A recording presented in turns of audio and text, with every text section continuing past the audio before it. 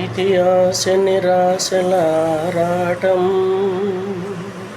ఇది చీకటి వెలుగుల చెలగాటం.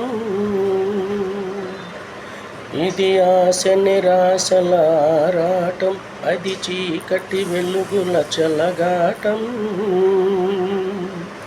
ఆశ జారిన వెలుగు తొలగిన ఆగదు జీవిత పోరాటం.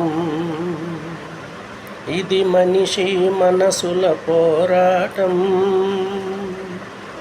అది ప్రేమ పిల్లి చెలగాటం.